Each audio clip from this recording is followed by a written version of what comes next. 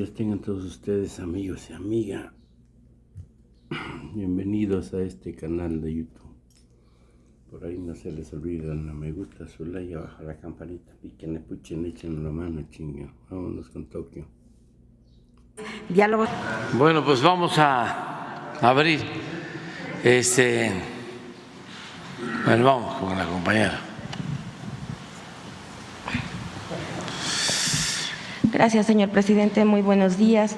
Janet Galindo, de Grupo Transmedia La Chispa, Campeche, Tabasco, Yucatán, Quintana Roo, Ciudad de México, Petrolera, Veracruz, Puebla.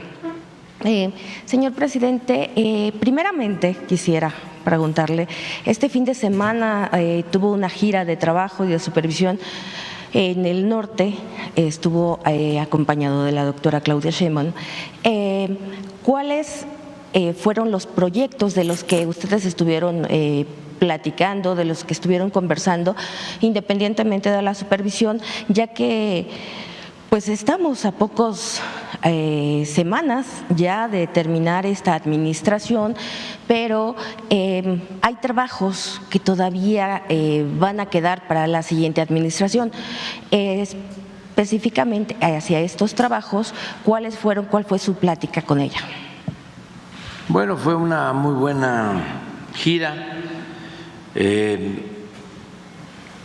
Estoy muy contento, muy satisfecho por la decisión que tomó el pueblo de México de elegir a la doctora Claudia Sheinbaum Pardo como presidenta de México, ahora presidenta electa, luego presidenta constitucional. Fue realmente una bendición para el pueblo de México. Y estamos haciendo una gira de manera conjunta. Yo creo que es algo también inédito, porque vamos juntos a visitar regiones, obras, a evaluar sobre el avance de los programas. Ahora vimos, por ejemplo, lo del rescate de mineros en Pasta de Conchos, en Pinabete, que es algo muy importante, muy humano,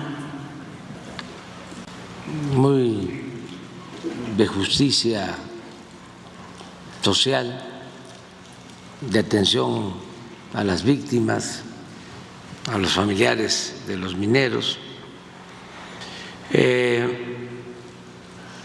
Estuvimos también en la frontera, estuvimos en Nuevo Laredo, que es la principal aduana terrestre del país. Por ahí ingresa el 45% de toda la mercancía que llega de Estados Unidos o las exportaciones de México a Estados Unidos. 45, 48%, es una aduana enorme, y ahí se decidió construir la Oficina Nacional de Aduanas y se tiene todo un complejo. Son viviendas para que puedan vivir los servidores públicos de aduanas de todo el país. También protección, hay un regimiento de la Secretaría de la Defensa. Todo esto está a cargo de los ingenieros militares y además de supervisar esta obra, que la vamos a terminar en septiembre, no va a quedar inconclusa. Ahí también hicimos la evaluación de todas las aduanas terrestres de manera conjunta en una reunión donde participaron pues los responsables de todas las acciones que se están llevando en las aduanas. estuvo el director de aduanas, el general Andrés Fulón y los encargados de todo lo que tiene que ver con las aduanas terrestres. Tomamos una decisión, acuérdense ustedes, de pasar las aduanas a la Secretaría de la Defensa, las aduanas terrestres, fronterizas y las aduanas marítimas, los puertos, a la Secretaría de Marina. Y esto nos ha dado muy buen resultado. Se ha incrementado el ingreso en las aduanas. Nosotros recaudamos alrededor del 13% del presupuesto nacional por el ingreso en las aduanas, más de 1 billón de pesos. Y se está combatiendo el contrabando, el tráfico de droga, y se está poniendo orden, porque aunque parezca increíble, habían aduanas tomadas por la delincuencia de cuello blanco y de la delincuencia organizada. Es importante agregarlo de cuello blanco, porque nada más se hablaba de delincuencia organizada, ¿no? Y la otra, no se decía nada, eran hombres de negocios cuando se trataba de traficantes de influencia. Entonces, ese día también, el sábado, hicimos una evaluación en Torreón de todo el ISSSTE. Estuvimos en un hospital muy grande que se va a inaugurar también antes de que termine nuestro gobierno, de 250 camas con especialidades, pero aprovechamos para ver cómo está el ISSSTE a nivel nacional. Participaron la directora del ISSSTE, todos los servidores públicos, y estuvimos juntos con la presidenta electa. Y al día siguiente, ayer, supervisamos un proyecto muy importante que se llama Agua Saludable para la Laguna.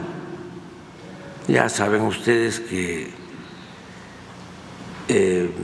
se sobreexplotaron los acuíferos en la laguna y las perforaciones de pozo eran cada vez más profundas y ya se estaba extrayendo arsénico, entre otros metales pesados. Había que poner plantas de tratamiento para el arsénico y se tomó la decisión de hacer un acueducto de muchos kilómetros para llevar el agua superficial desde la presa Lázaro Cárdenas hacia Torreón, Gómez Palacio, Lerdo. Son 4 municipios de Durango, 5 municipios de Coahuila, incluido, ya lo dije, Torreón y Gómez. Esto va a resolver el problema, es agua sana, porque se están construyendo plantas de tratamiento, tanques de almacenamiento, toda la red de distribución. Es una inversión de 14,000 millones de pesos. Entonces, fuimos a eso. Terminando el acto, nos reunimos con todos los técnicos los servidores públicos de Conagua y evaluamos 11 programas hidráulicos del país. Todo lo que se está haciendo en materia de riego, construcción de presas y acueductos, y estuvimos trabajando juntos. Ya nos regresamos. Este fin de semana vamos a Veracruz y a Oaxaca juntos, y así vamos a estar recorriendo todo el país, revisando proyectos y poniéndonos de acuerdo para la entrega-recepción de la administración. Okay. ¿Hay algún proyecto específico que pues pase hacia la siguiente administración, o alrededor de cuántos proyectos? Muy pocos. Muy pocos, ok. No, porque nosotros padecimos mucho eso. Encontramos muchas obras inconclusas, tiradas. De estos 15 proyectos, creo que la mitad estaban inconclusos, parados. La presa Zapotillo, la presa Santa María, el acueducto a Concordia.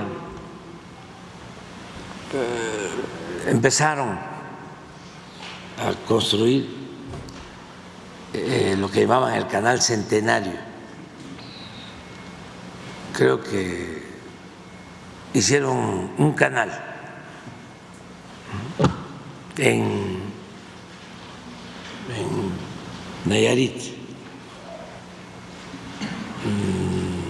No avanzaron nada en el riego. Nosotros continuamos porque son de esas decisiones, igual en Zapotillo, igual en Santa María. A ver, dejamos la obra así, tirada, que es dinero del pueblo, o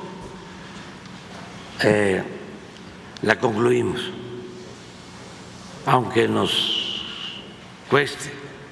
En todas estas presas es más lo que hemos invertido que lo que ellos habían destinado. Y en el caso de el Canal Centenario, decidimos continuar con los ingenieros militares, y va a ser una obra importantísima porque vamos a poder regar 42,000 hectáreas y la vamos a inaugurar todo el distrito de riego en septiembre. Okay. Voy a repetirlo. En 6 sexenios, 36 años, hicieron 20,000 hectáreas de riego. Nosotros vamos a dejar más de 100,000 hectáreas de riego. De aquí vamos a ir informando, porque esto no se sabe. Como por ejemplo no se sabía de que habíamos hecho el compromiso de rescatar a los mineros de Pasta de Concha desde que llegamos. Y estuvimos ahí trabajando y estamos trabajando desde hace 5 años. Y están los técnicos de la Comisión Federal de Electricidad. Y ahora tuvimos la dicha, la suerte, ojalá, y nos siga favoreciendo la suerte, porque ya se encontraron algunos restos en la mina de Pasta de Conchos. Y vamos a apurarnos. Aprovecho para hacer ese llamado a los responsables, los técnicos que están allá trabajando día y noche, también porque ya viene la temporada de lluvia, hay que aprovechar lo que queda de seca, avanzar para lograr el rescate de los cuerpos. Entonces hay muchas cosas que no se conocen. Esto de Acapulco, no se tenía una idea así, porque al contrario, se pensaba de que iba a haber una gran rebelión de la gente por la desatención del gobierno, y no, actuamos de manera responsable.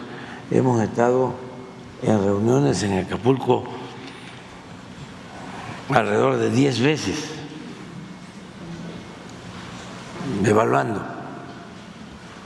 constantemente y trabajando de manera organizada. Aquí aprovecho para reconocer el trabajo de los servidores públicos, servidores de la nación, de otros estados que se fueron a vivir a Chilpancingo y Acapulco para ayudar. Ahí están todavía. Y ya, pues, ¿qué les puedo decir de marinos, soldados, de muchos servidores públicos? Y la gente muy satisfecha, pero muy satisfecha. Es una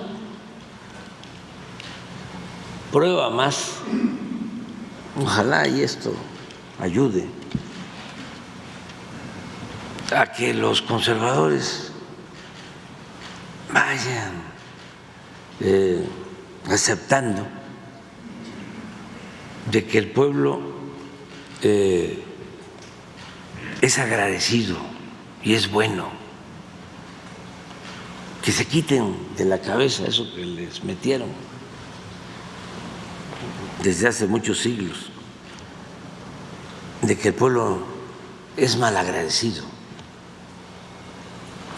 y de que no ayudes al pueblo, porque el que se mete de redentor termina crucificado.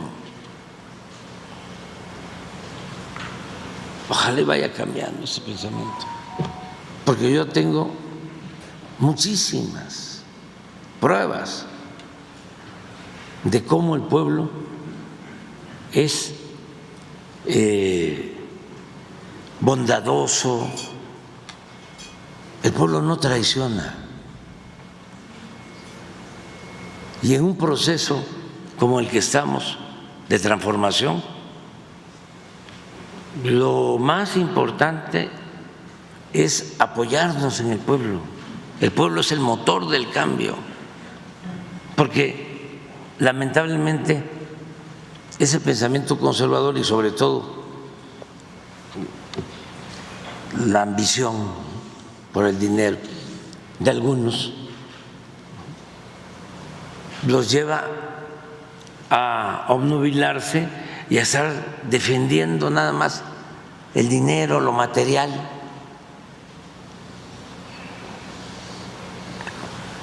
El lujo barato, la ostentación, el derroche, y se olvidan de que la felicidad puede estar bien con uno mismo, estar bien con nuestra conciencia, estar bien con el prójimo. Pero lo voy a hacer, ya pasó la campaña. Les voy a mostrar cómo votaron en Acapulco.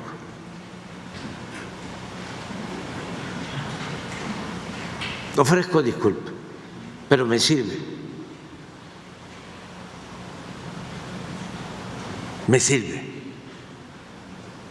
Porque hay gobiernos que dan y hay gobiernos que quitan. Llámese como se llame, nuestro gobierno da, apoya, sobre todo a los más necesitados.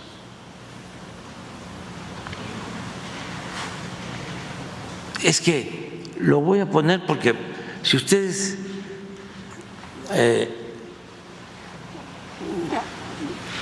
se acuerdan o regresamos hace 8 meses, lo que decían los comentaristas de radio, de televisión,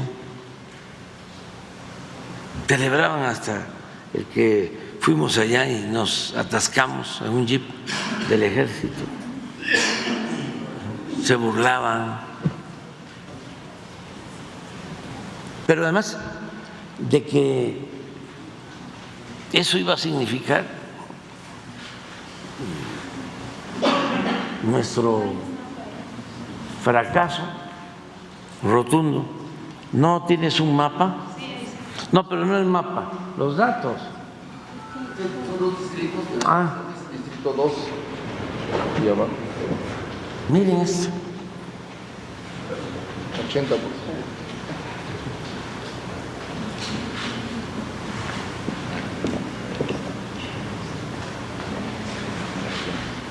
Por los caminos del sur. Miren lo que es Acapulco, miren lo que es Guerrero, lo que es el pueblo.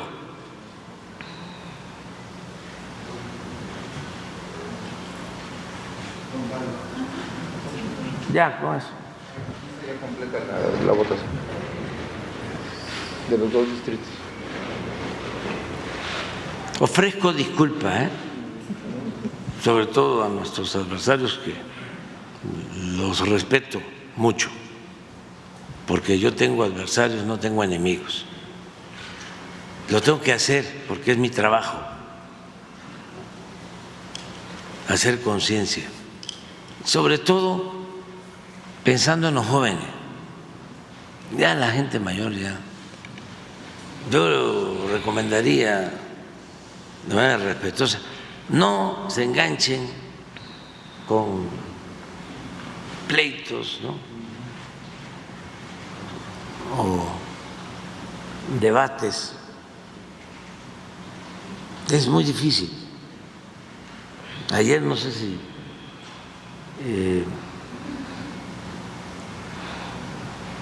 además yo le he recomendado a los adversarios más acérrimos, los más enojados,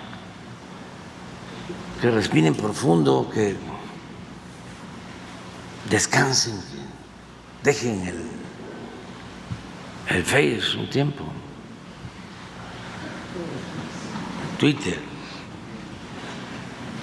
que se serenen, y eso les va a ayudar, pero no, le siguieron, y entonces el enojo no ayuda, no ayuda.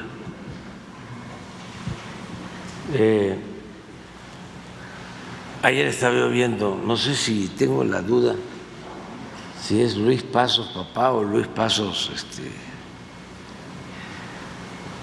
hijo, y además me quedó la duda si era cierto, pero sale un Twitter diciendo, ¿no?, que la inflación en Argentina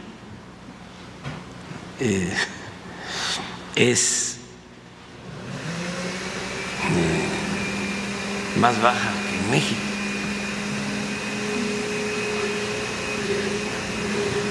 Pero estoy hablando de Luis Pasos, que en un tiempo, si es el papá, era el ídolo de cierto sector conservador, filopanista. Hacía sus libros y se vendían, pero como pan caliente, como los libros de este señor que quería quemarnos en el Zócalo, Moreno, así de ese tipo, ¿no?, de escritores, de bestseller.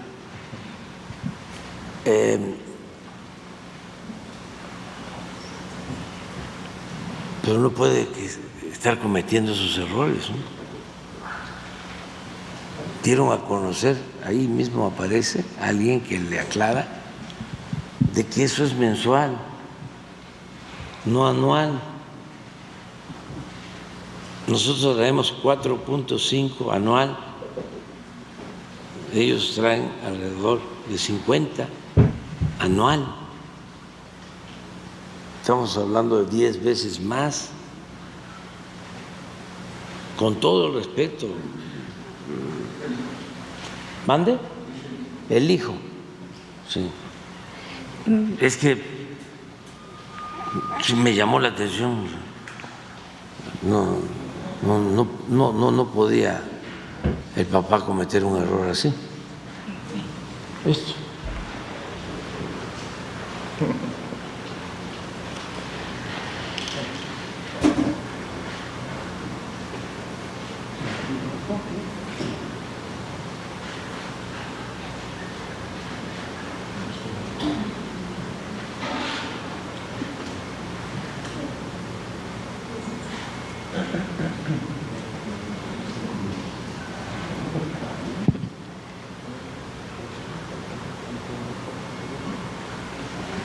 Señor, y en cuanto al sureste, a donde usted dio tanto impulso, ¿quedaría algo pendiente? ¿Mande? En cuanto al sureste, donde su administración dio tanto impulso porque gobiernos anteriores no lo habían hecho y lo dejaron descuidado, ¿quedaría algo pendiente en el sureste? Sí, en todo el país, ¿no? Hay muchas cosas que se tienen que hacer. En el norte hay que seguir resolviendo el manejo del agua, por ejemplo, porque de eso va a depender mucho el crecimiento y el bienestar de la población del norte. El hecho de que Claudia sea la presidenta electa y vaya a desempeñarse como presidenta constitucional es una garantía, porque ella es una experta en eso, es una especialista, ha trabajado en eso durante mucho tiempo, es doctora en medio ambiente, en energía, pero hizo su licenciatura en física. Es muy buena como profesional. Además tiene toda la experiencia. Ella fue la secretaria de Medio Ambiente cuando fui jefe de gobierno en el 2000, pues hace 24 años. Conoce muy bien todo lo que tiene que ver con el manejo del agua, con el cuidado del agua, con el tratamiento del agua. Sabe que ya hay zonas con mucha escasez de agua, con lo que llaman ahora estrés hídrico, que significa que están sobreexplotados los acuíferos, el agua subterránea, no hay agua suficiente superficial. Entonces todo eso hay que controlarlo, no se controlaba. Era un desastre. Imagínense dar permisos de agua para producir cerveza. Por cada litro de cerveza son 100 litros de agua. Y daban los permisos como el que querían dar para Mexicali, y era ni siquiera para que se consumiera la cerveza en Mexicali, en México, sino era para exportación de cerveza. Y así otros ejemplos. Entonces, Claudia sabe que lo prioritario es garantizar el agua sana para la población, para el consumo doméstico. Y luego la agricultura. Y hay que ver también qué tipo de cultivos que no consuman tanta agua. Y hay que llevar a cabo un programa de rehabilitación de distritos de riego para que no haya fugas. Y en el caso de la industria, lo mismo, y demandar plantas de tratamiento en el uso de agua industrial.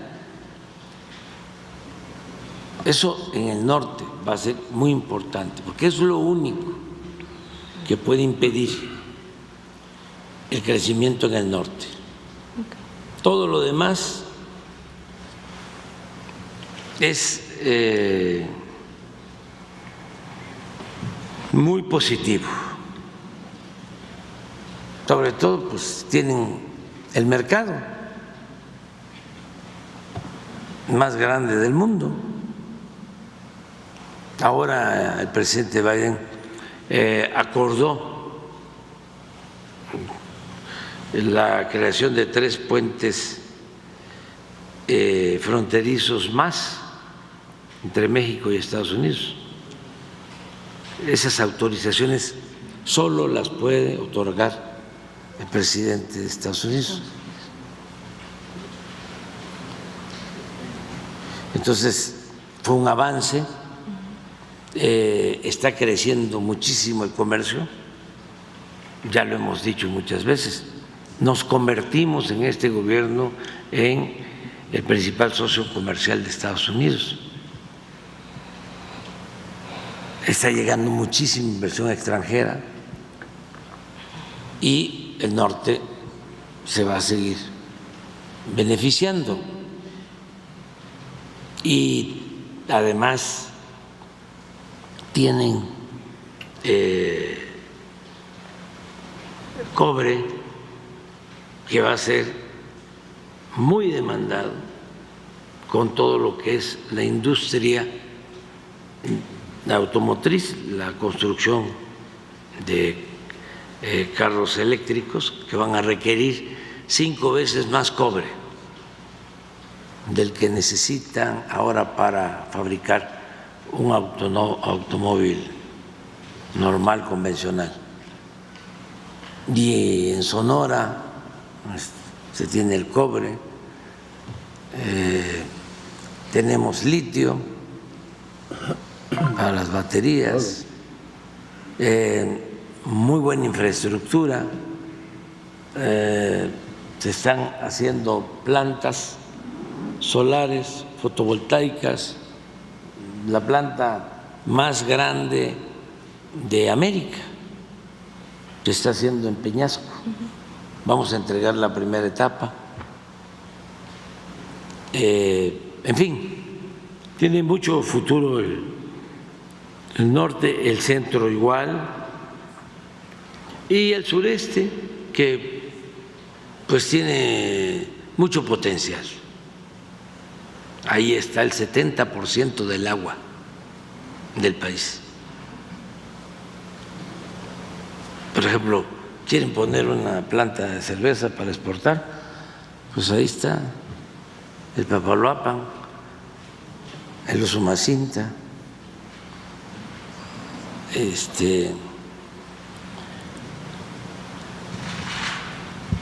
todos los ríos y los puertos para llegar muy pronto a la costa este de Estados Unidos. Y yo creo que el sureste va a tener también mucha importancia por lo cultural y el turismo, con lo del Tren Maya pues va a seguir llegando mucha gente al sur sureste, porque pues es una de las regiones más bellas, con más cultura en el mundo. Es un potencial cultural, todo lo que era la nación maya, que se complementa con selva. Es la segunda reserva selvática después del Amazonas, y las playas del Golfo, las playas del Caribe, las ciudades, bueno, las ciudades antiguas, Palenque, Lesná, Chichén Itzá, Uxmal, Calakmul, Tulum. ¿Dónde? Si saben de otra región así, me avisan. En una de esas me animo, ahora que voy a estar jubilado. Pero no la van a encontrar en ningún lugar del mundo. Entonces, el sureste tiene ese potencial, ¿no? Tiene el agua, tiene potencial cultural, turístico, y tiene algo que es muy importante al futuro. La naturaleza nos dio un territorio en el cual hay una franja angosta, el istmo, que une dos océanos, el Océano Pacífico y el Atlántico. Y ese paso es estratégico en el comercio mundial. Y eso está en el istmo. Vamos a visitar ahora, les decía yo, Oaxaca y Veracruz, y parte de la visita se va a hacer con la Secretaría de Marina, el almirante Ojeda, con la doctora Claudia, hacer toda la evaluación del programa del Istmo. ¿Nos vamos a subir al tren? Sí. Pero bueno, el sureste y todo México. Y saben que lo fundamental, lo más importante de todo, lo mero principal es el pueblo de México. Pues rapidísimo, señor presidente. Nada más comentarle que hay una organización llamada Mujeres, son personas de la tercera edad, y esta organización se llama Jubiladas IMSS Reforma.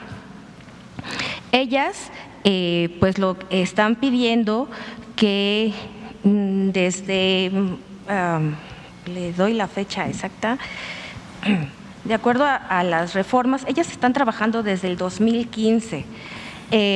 Están luchando por la recuperación de sus fondos de ahorro.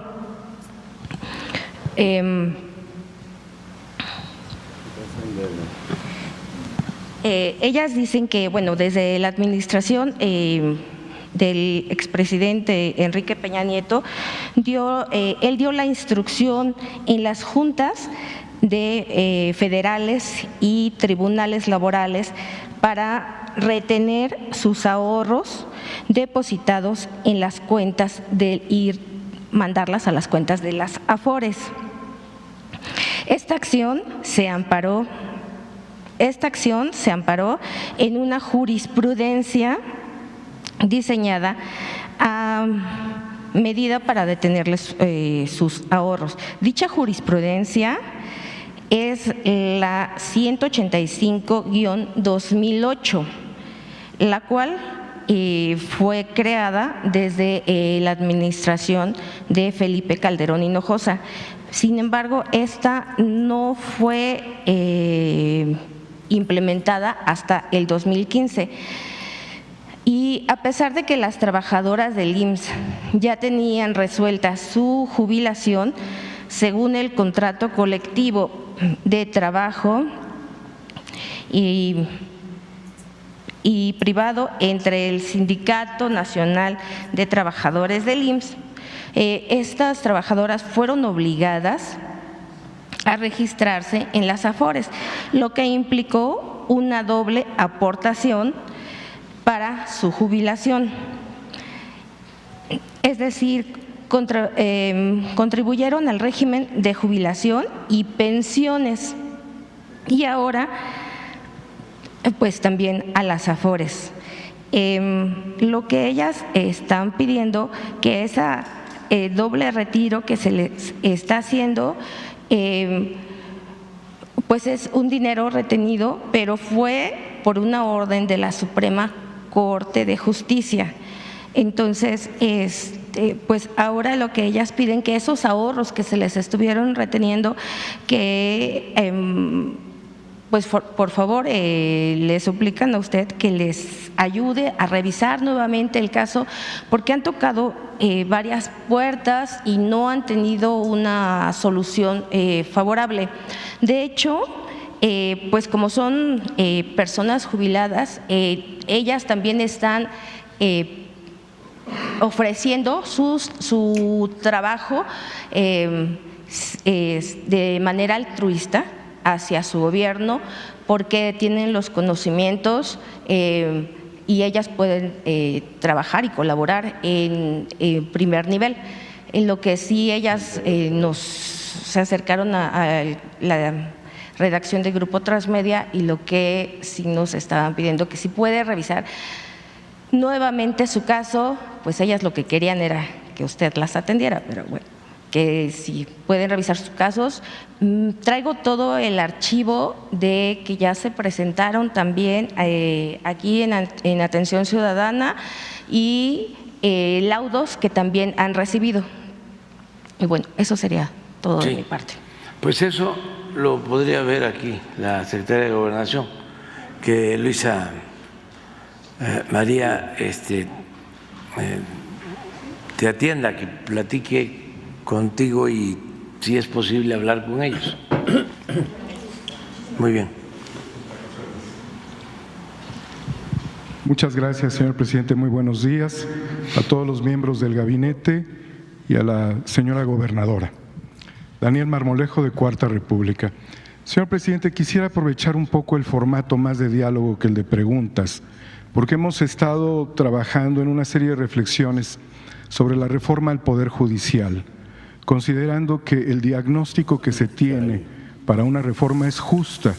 Recuerdo yo en el año 2006 que usted señaló que el jefe de la Corte era Diego Fernández de Ceballos y sus socios. Pues bien, señor presidente, también en la tónica de hacer justicia y no venganza, lo que usted acaba de reflexionar hace un momento, y señalando que hay abogados extraordinarios en México y reconocidos en todas las áreas, y pongo punto y aparte respecto a ellos, realmente el aparato de justicia es un cuerpo enfermo, y cuando un cuerpo está enfermo, todas las enfermedades también lo atacan. En esa óptica, nosotros vemos que la reforma al Poder Judicial es una reforma del Estado, no es una reforma de leyes.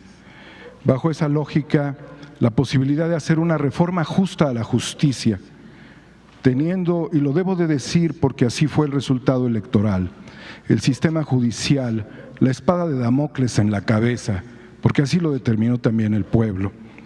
Se requeriría lograr una reflexión profunda porque es la trascendencia a la Cuarta República. No solamente es hablar de la transformación, sino de todo lo que usted impulsó desde la lucha social.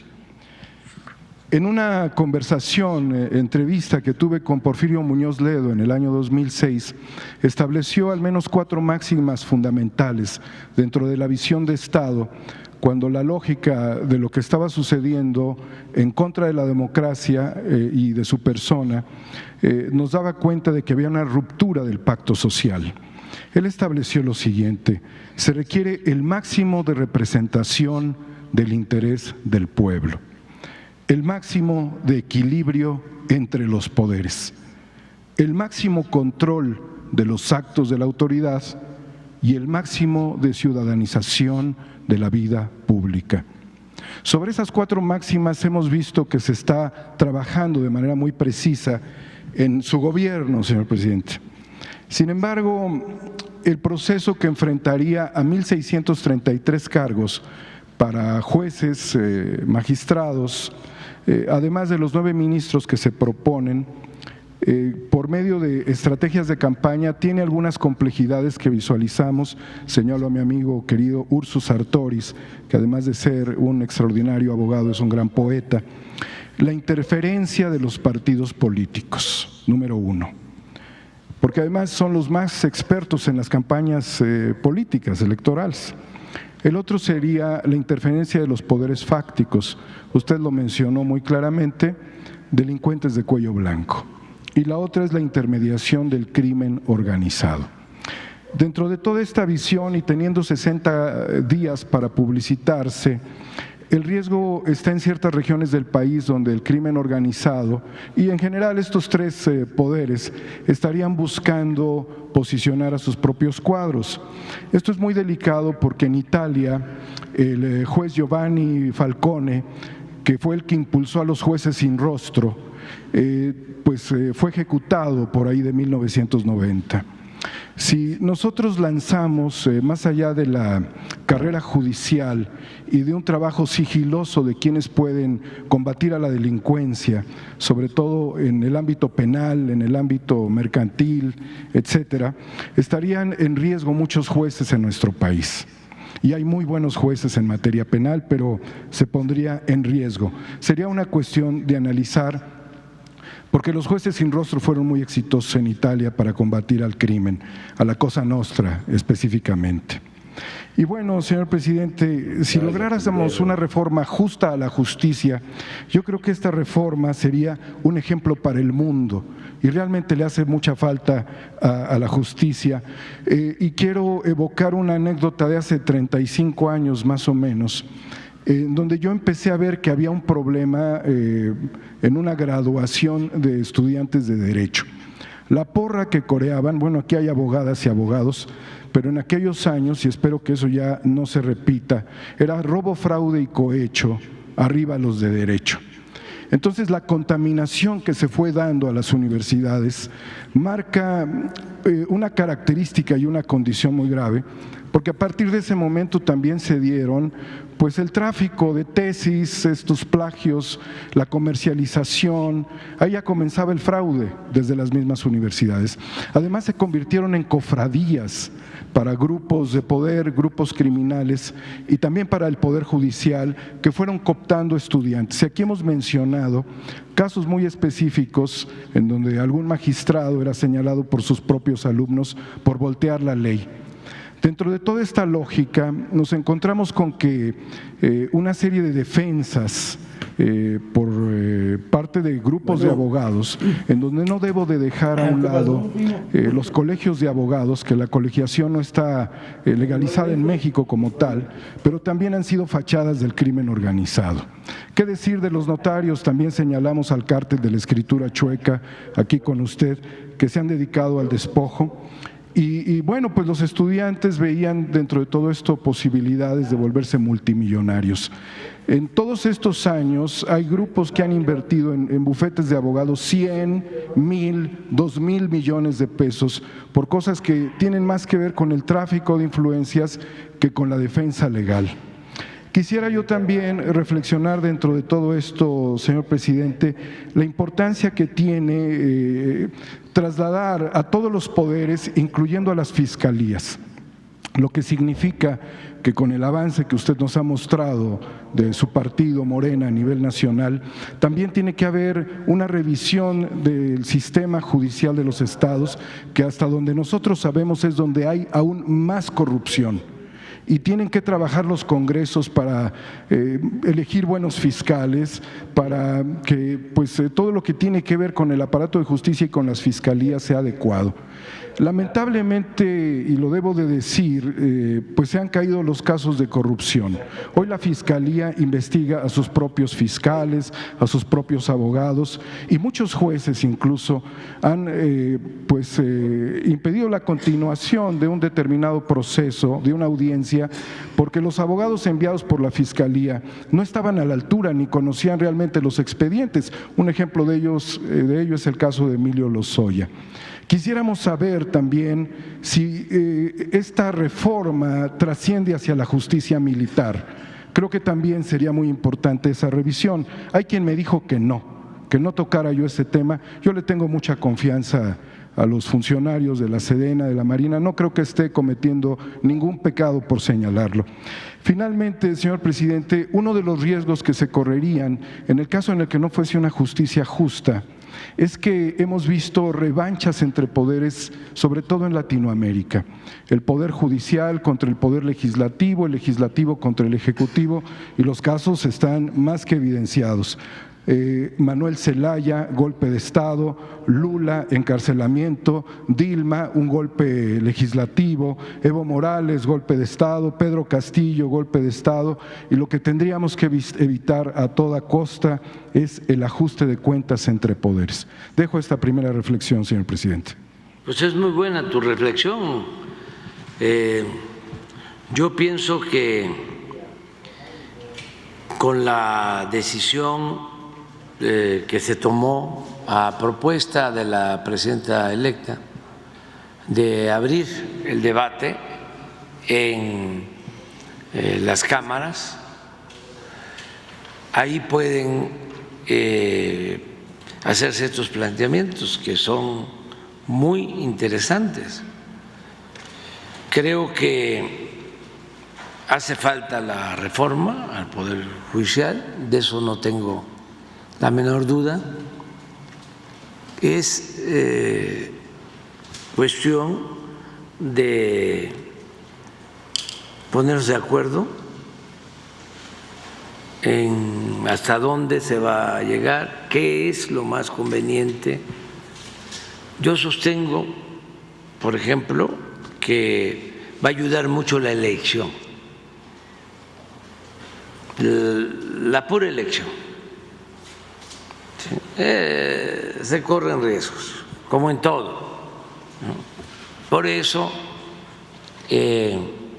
no quieren tanta democracia algunos. Salió un artículo en un periódico famoso hablando de la democracia en México y decían, sí, la democracia, pero no tanta. O sea, la crítica está en que, según ellos, hay mucha democracia. No.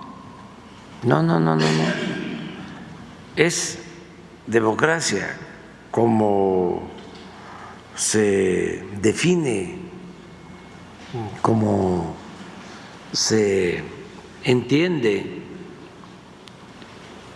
que el pueblo sea el soberano, que el pueblo decida, que el pueblo elija, que el pueblo mande,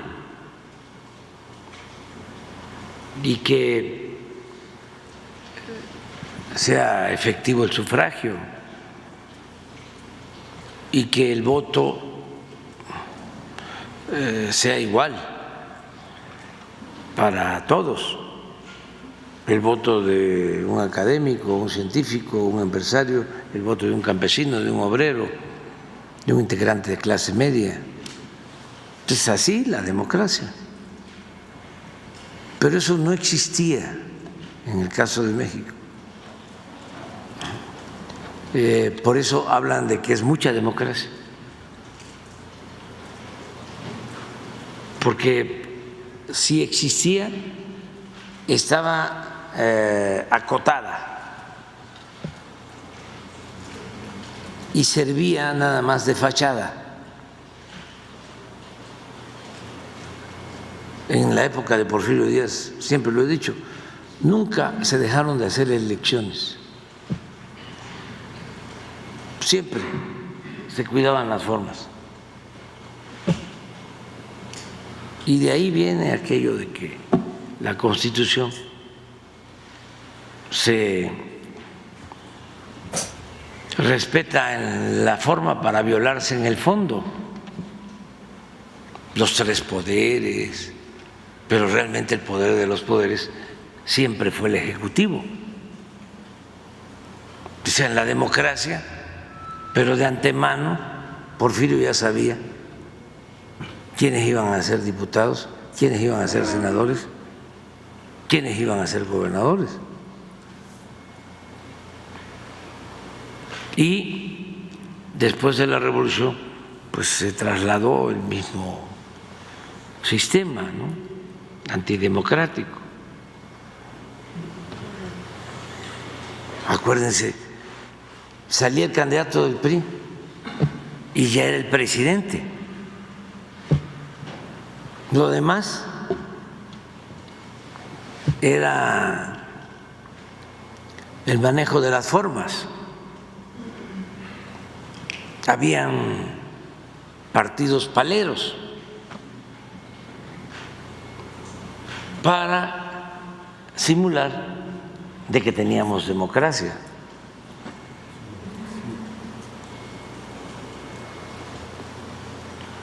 Todo eso, ¿no? Pero en realidad, en los últimos tiempos, porque hasta el cambio de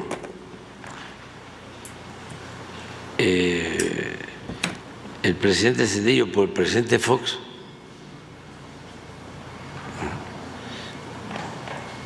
estuvo bastante arreglado.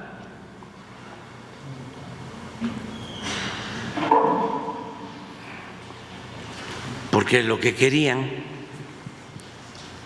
era renovar el régimen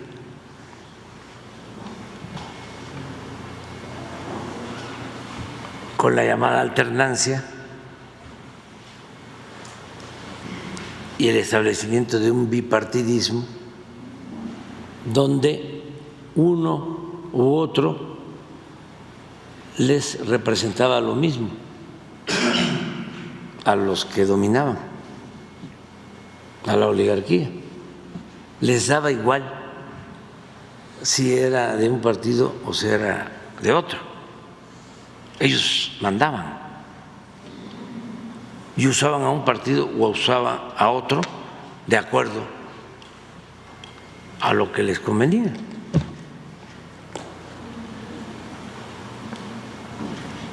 Por eso es importante lo que hizo el PRD. Quiero ahora hablar de eso, porque está en una fase difícil. Su dirigente acaba de decir que ya se termina el ciclo del PRD. Bueno, ese partido jugó un papel importante en su momento, porque ese partido evitó esa pretensión bipartidista. Y era un partido que surgió del pueblo, de un fraude electoral, de mucha gente que dio su vida y que luchó por causas justas. Y los partidos, también eso hay que tenerlo presente, son sencillamente instrumentos de lucha al servicio del pueblo. No son fines, son medios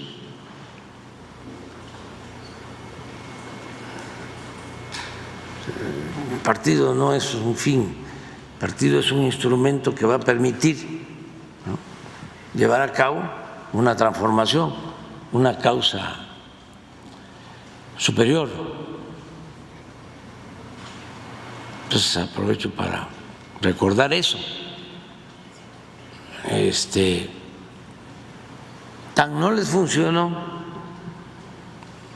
su idea de crear el bipartidismo y seguir engañando de que eran distintos cuando eran lo mismo, porque a los que dominaban México les daba igual quien quedara y qué les iba a importar la elección en un estado, que el gobernador fuese de un partido o fuese de otro, si ellos manejaban la política económica, si ellos eran los que ordenaban las privatizaciones,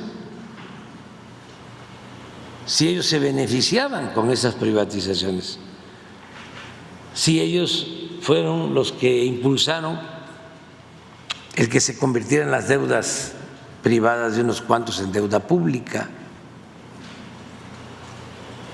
si ellos se enriquecieron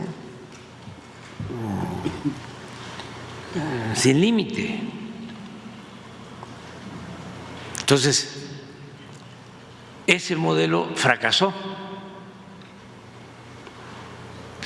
porque no es que fracasaron los partidos, no, fracasó ese modelo, se puso al descubierto que eran lo mismo.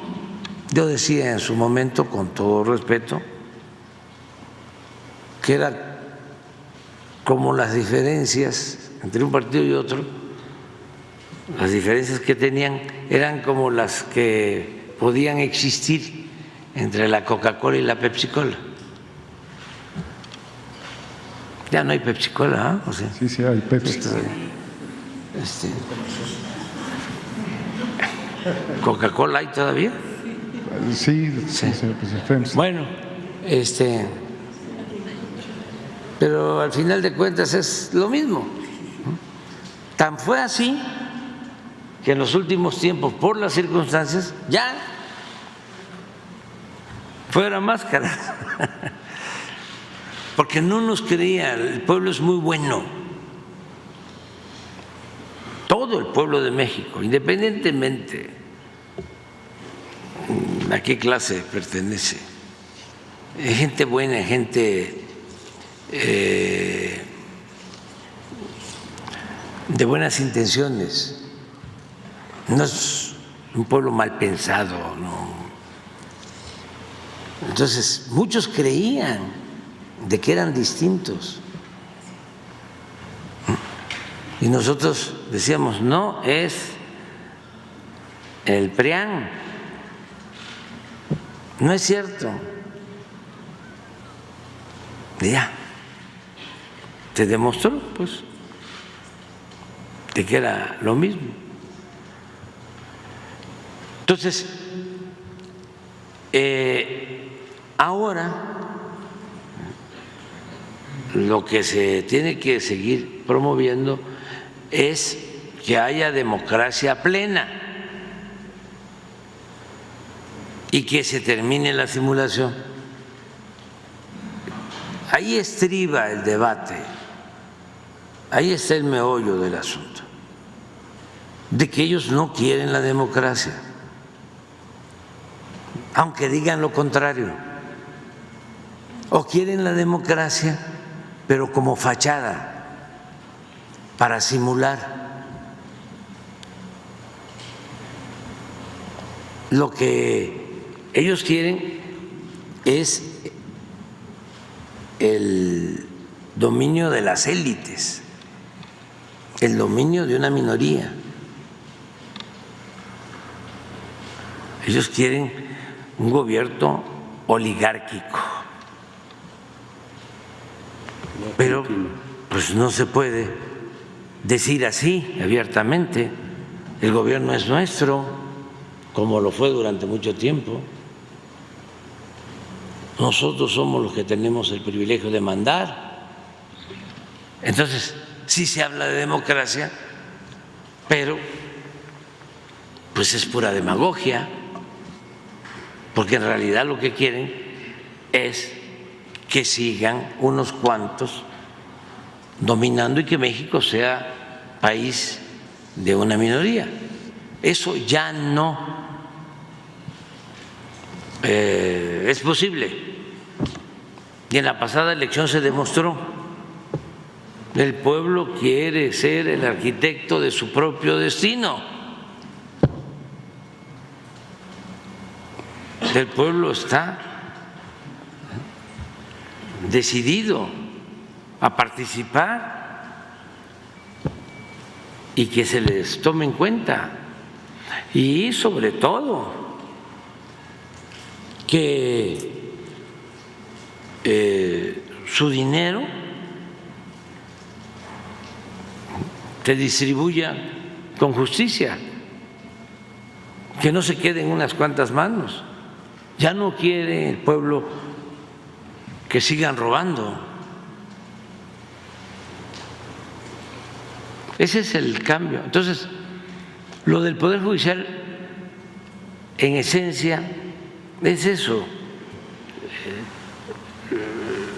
Una minoría quiere seguir teniendo el Poder Judicial como instrumento para proteger sus intereses o para acrecentar sus privilegios. Entonces, ojalá los abogados, ¿no?, y todos entendamos que nos conviene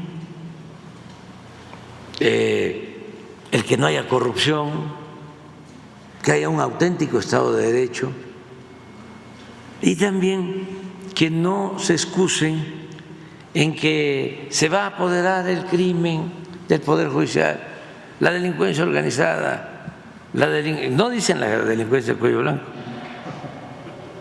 porque pues son las dos las que tienen tomada a la Corte y tomado a todo el Poder Judicial, secuestrado.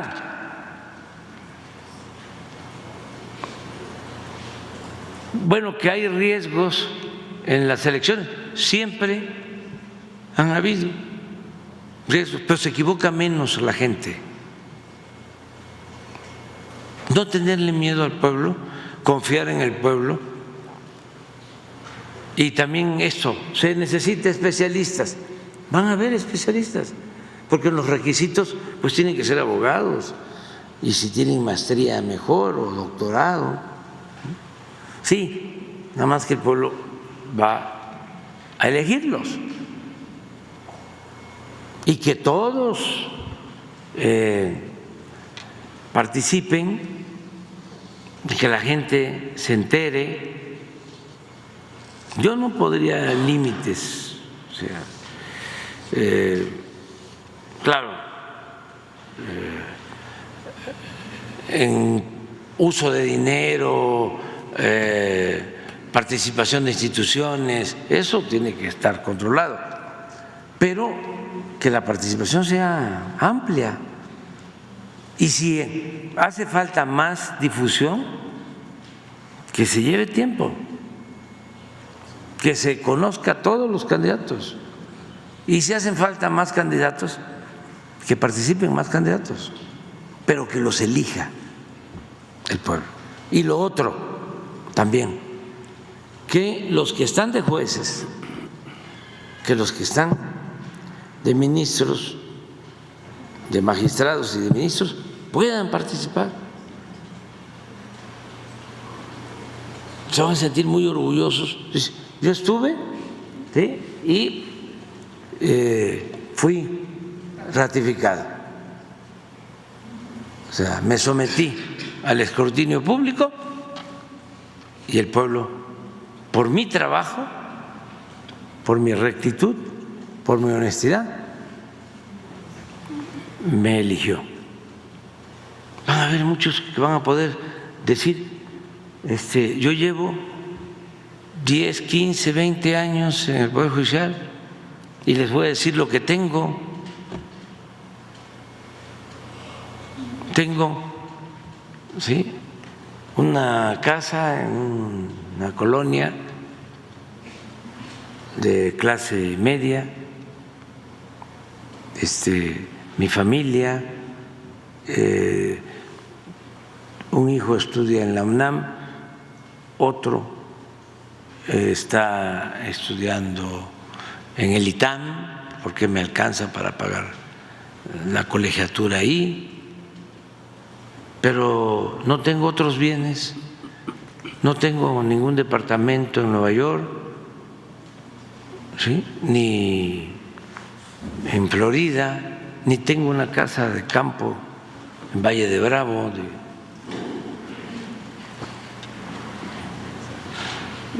30,000.